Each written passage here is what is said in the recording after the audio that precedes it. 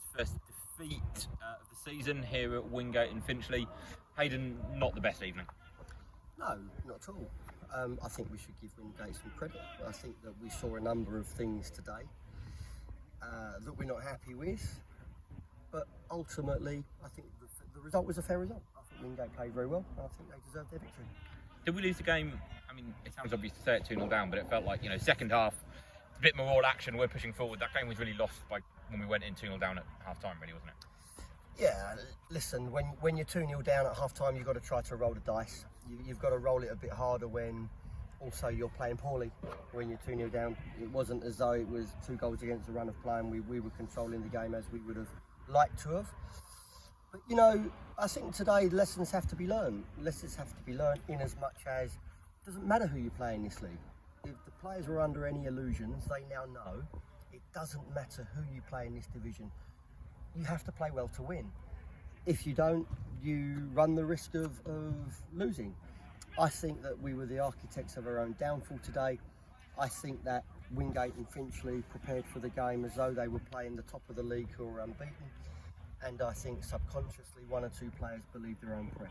So they played above themselves. We didn't play to the standards that we would have expected. And consequently, we come in 2-0 down at half-time. What in particular were the problems in the first half? Well, I think, to be fair, the problems were all over the pitch. We certainly didn't win enough second balls. We played far too open. There wasn't a control. We looked susceptible to counter-attacks. And even in the first half, and again in the second half, we got ourselves into some really good situations, but the quality today wasn't in the final third. And when you look at the players that we have, you would have expected us to score more than 1 goal today. So when you have the likes of Jason and Reece and Daniel, the brains of Shaney, then amongst others, when you don't play well, you can play for the moment and still get out of jail. But we were very wasteful in the final third today. But I don't think it's fair to criticise the front players because the midfield wasn't at it. As the back players were not as good as their forward line. We lost 1-on-1 battles all over the pitch. I think that's fair to say.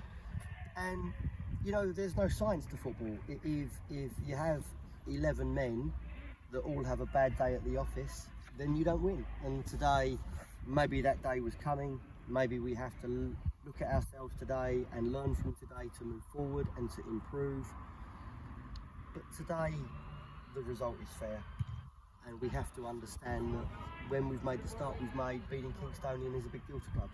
We have to have the personality to deal with that. When you have a result like this after a good start to the season, I guess there's 2 ways you can look at it. Either you look at what went wrong today and you reflect actually maybe that start to the season wasn't as good as we might have thought it was, or we've had a good start and it's an off night and actually maybe we're not as bad as we showed tonight. How do you balance those 2 competing things and find some kind of truth in the middle of that? How do you reflect on that? With balance, I think that's exactly what you have to do. I said at the start of the season when everybody kept saying we're going to win the league, I gave an interview with James, I think, and said this nonsense talk has got to stop.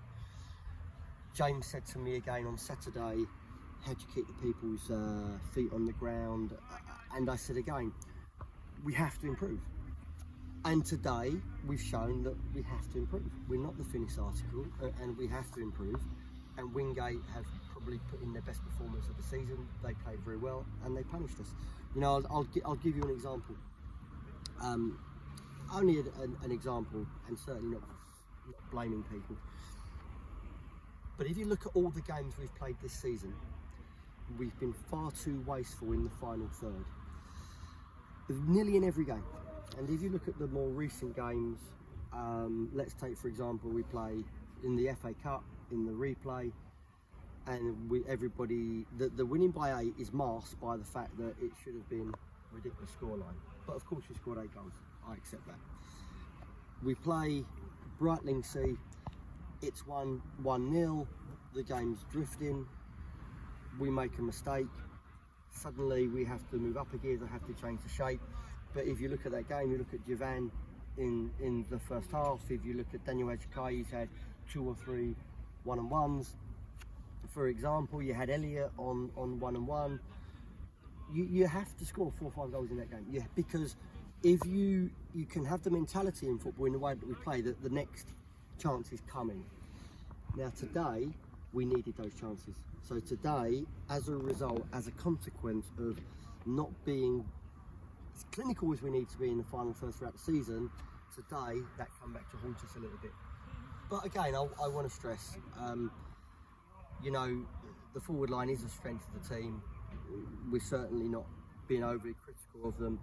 I think sometimes you just got to hold your hands up and say, listen, it's been a brilliant start. It's a bad day at the office. It's a little red flag that's gone up, so we've got to improve. Because individually and collectively, for me, all over the pitch, we didn't deserve to win.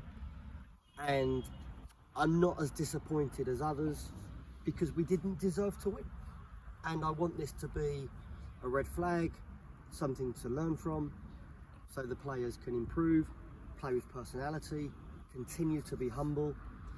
And if anybody thinks that, you know, we can come to these clubs on a Tuesday night and pass them off the pitch, now they know they can't do that. You mentioned at the start that you wanted to give praise to the opposition. I thought in particular, a familiar face, Kingstonian Daniel Papo at the back was immense tonight. He seemed to win everything, block everything. What do you make of his performance? I think if you play the game in front of Papo, he finds it easy. He's a very experienced guy. He's had a very good football education at Chelsea. One thing Daniel Papo doesn't want to do, he doesn't want open spaces in behind him. He doesn't want to be facing his own goal. Felt like we played into his hands a little bit tonight. Absolutely. So strategically and tactically, we were set up not to do that. But because we didn't have a strong possession of the ball today, where we could play as we normally play, with little balls around the corners for Daniel to latch onto, balls to split the full-back and the centre half to turn them around subtly. If Papo is going to have a physical confrontation with Daniel Ejike, there's only one winner. If Papo has a confrontation with Elliot, he's happy. If Daniel Papo is being dragged into areas he doesn't want to be, faces his own goal because we're playing balls in behind, not long balls, but balls where we're playing through the pitch so we can draw people out, he's not happy. But today we passed the ball very badly. As a consequence, Daniel showed us what he's good at, as opposed to areas where we could probably have exploited him. And I guess that makes the first goal just so crucial, doesn't it? Because, you know, once they're ahead, they could just sit so deep and so even more stuff is in front of him rather than having to turn and chase. Yeah, absolutely. I thought the first goal was close. Yeah. Because I think there was a few, not near misses in as much as opportunities, but they were getting in dangerous areas too easily. And there was 1 or 2 bits of last-ditch defending, maybe 1 or 2 penalty shouts, certainly free kick shouts that you know, another referee may have given. So when he gave the free kick, it was no surprise to me. But I was disappointed that the free kick went in. I'd like to see that again. But I think both the goals today, in my view, were defended very, very badly and were soft. So, you know, 3 goals. They scored at the end. Yeah, sorry, yeah, absolutely right. Yeah, absolutely. The third goal is obviously the game got to that point, isn't it? We're now throwing kitchen sinks at people, so I'm not so fussed about that. That can happen. And look, we've got to balance it up. Yeah, we're being critical of the players today because the standards are high. If we just accept today, then maybe that happens against Horsham. So we have to understand that the standards of the team, not so much the football club, but the team, because the team have set a high standard, we didn't reach those standards today. So we're disappointed with that. But, you know, if we're going to criticise them, we must also compliment them. That if I had said to you on the first day of the season that I'd be standing here at Wingate and Finchley, top of the league, everybody would have said I'd bit my hand off for it, I think is the same. And we are, but I think the big positive to come out of today is everybody in the dressing room knows that if they want to continue to build on the start that we've made, they have to play with a much stronger personality, they have to be more humble, and they have to realise that when you're top of the league, that comes with a responsibility. Wingate played as I knew they would. They played as they wanted to be the first team to beat Kingstonian. And I congratulate them. They did a great job. and they played with a bigger desire and personality than we did. I thought that as well as they played, we were the architects of our own downfall. But okay, we'll take it on the chin today. I'm sure the players will learn from that.